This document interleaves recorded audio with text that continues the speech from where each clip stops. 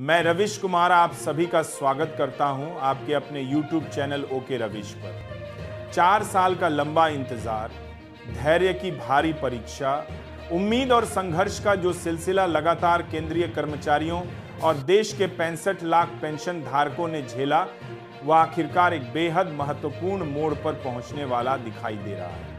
आज का यह पूरा स्क्रिप्ट उन सभी लोगों के नाम है जो हर महीने अपनी पेंशन के सहारे अपने परिवार की जिम्मेदारियों को संभालते हैं, जिनकी नज़र हर अपडेट पर रहती है, जिनके मन में ये सवाल बार बार उठता है कि आखिर 18 महीने के बकाये का क्या हुआ, सुप्रीम कोर्ट में क्या चल रहा है, केंद्र सरकार कब यह राशि जारी करेगी और क्या आने वाले महीनों में वास्तव में बड़ी धनराशि एक साथ मिलने की उम्मीद की जा सकती है।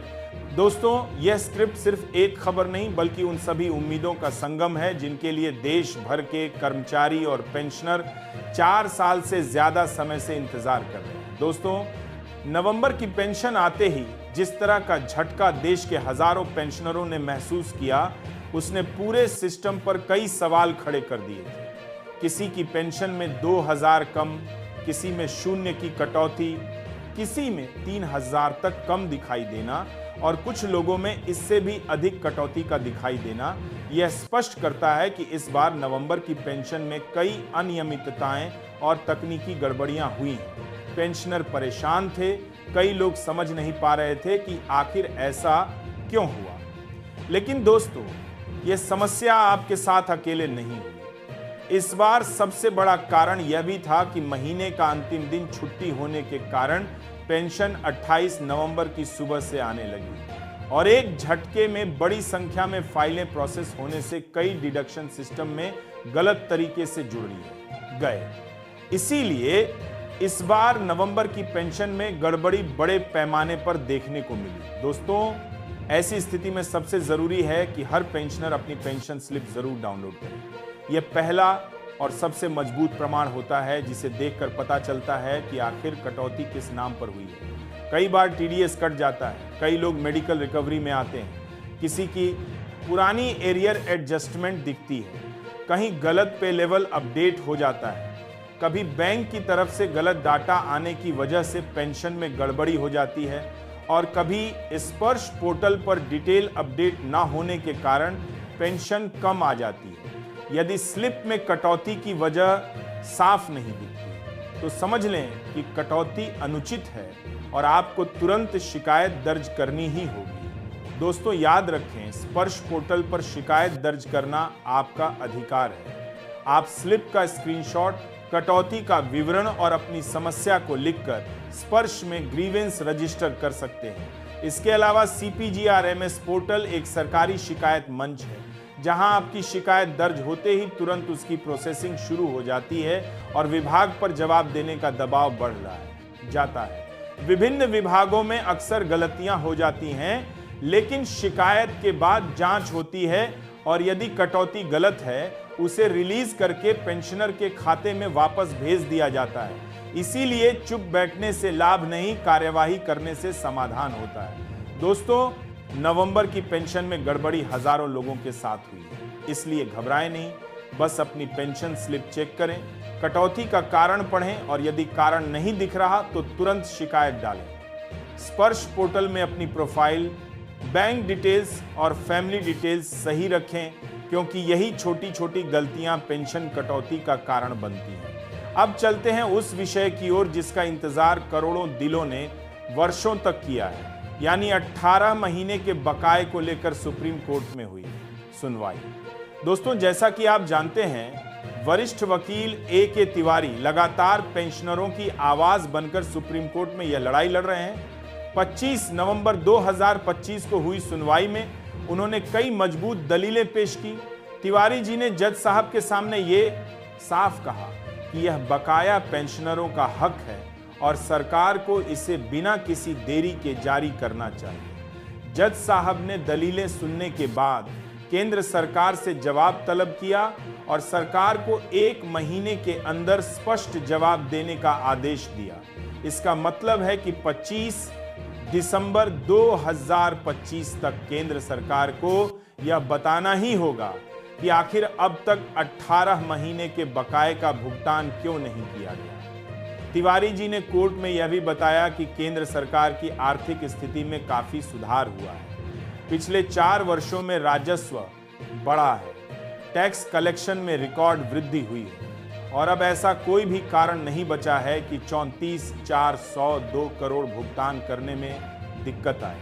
कोर्ट में यह भी बताया गया कि 18 महीने का एरियर पेंशनरों की जीवन रेखा है और सरकार को इसे ब्याज समेत जारी करना चाहिए। दोस्तों, अदालत में यह सुनवाई इसलिए ऐतिहासिक मानी जा रही है क्योंकि पहली बार कोर्ट ने सीधे सरकार से जवाब मांगा है। इसका असर यह है कि आने वाले कुछ महीनों में पेंशनरों को बड़ी सफलता मिल सकती है और यदि अदालत का आदेश आया तो एक झटके में लाखों लोगों के खाते में भारी रकम पहुंच सकती है। यह फैसला करोड़ों परिवारों के जीवन में आर्थिक स्थिरता ला सकता है और एक लंबे इंतजार का अंत हो सकता है।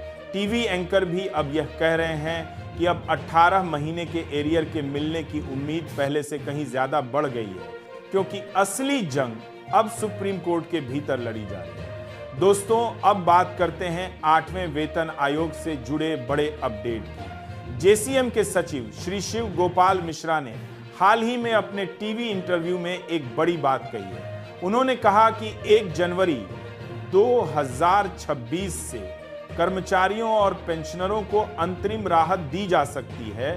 ये इसलिए जरूरी हो गया है क्योंकि 8वां वेतन आयोग अपने समय पर लागू नहीं हो पाएगा और इससे कर्मचारियों को नुकसान उठाना पड़ सकता है। इसलिए केंद्र सरकार से मांग की गई है कि 20% की सैलरी और पेंशन बढ़ोतरी को अंतरिम राहत के रूप में लागू किया जाए। सरकार का रवैया इस बार काफी सकारात्मक बताया गया है। इसके अलावा एक और बड़ी मांग रखी गई है कि 1 जनवरी 2026 से 50% महंगाई भत्ता और महंगाई 100% राहत को बेसिक पे में मर्ज किया जाए। इससे बढ़ती महंगाई के दौर में कर्मचारियों और पेंशनरों को बड़ी राहत मिलेगी। मिश्रा जी ने साफ कहा है कि सरकार के साथ वार्तालाप सकारात्मक चल रही है और बहुत संभव है कि आने वाले समय में 20% की बढ़ोतरी और डीएडीआर मर्जिंग दोनों को लागू कर दिया जाए।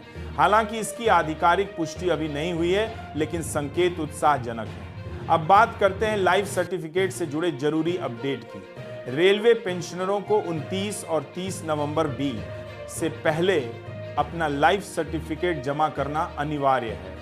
यदि वे ऐसा नहीं करते तो उनकी दिसंबर और जनवरी की पेंशन रोकी जा सकती है, लेकिन स्पर्श पेंशनरों के लिए यह नियम लागू नहीं है। स्पर्श पेंशनरों को सिर्फ अपनी ड्यू डेट के अनुसार लाइफ सर्टिफिकेट भरना होता है। चाहे ड्यू डेट जुलाई हो, नवंबर हो या दिसंबर, आपको वही तारीख फॉलो करनी है जो स्पर्श पोर्टल पर दिखाई देती है।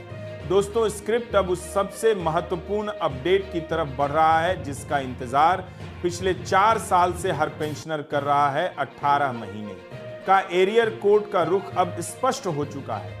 सरकार को जवाब देना ही होगा और उसके बाद अगली सुनवाई में यह साफ हो जाएगा कि आदेश कब तक जारी होगा।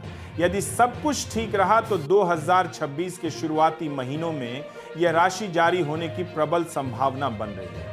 4 साल का इंतजार, लगातार कोर्ट की तारीखें, कर्मचारियों और पेंशनरों की उम्मीदें, टीवी एंकरों के बयान, यूनियन नेताओं के प्रयास और अब कोर्ट का सीधा हस्तक्षेप ऑल मिलकर यह संकेत दे रहे हैं कि 18 महीने का एरियर अब दूर नहीं। यदि सरकार 18 महीने का एरियर अब दूर नहीं, यदि सरकार ने जवाब में देरी की या कोर्ट को उचित स्पष्टीकरण नहीं दिया तो कोर्ट आदेश जारी कर सकता है और सरकार को यह राशि ब्याज समेत जारी करनी पड़ सकती है। दोस्तों, ये लड़ाई पेंशनरों के हक की लड़ाई है और आज की तारीख में यह लड़ाई निर्णायक मोड़ पर पहुंच चुकी है।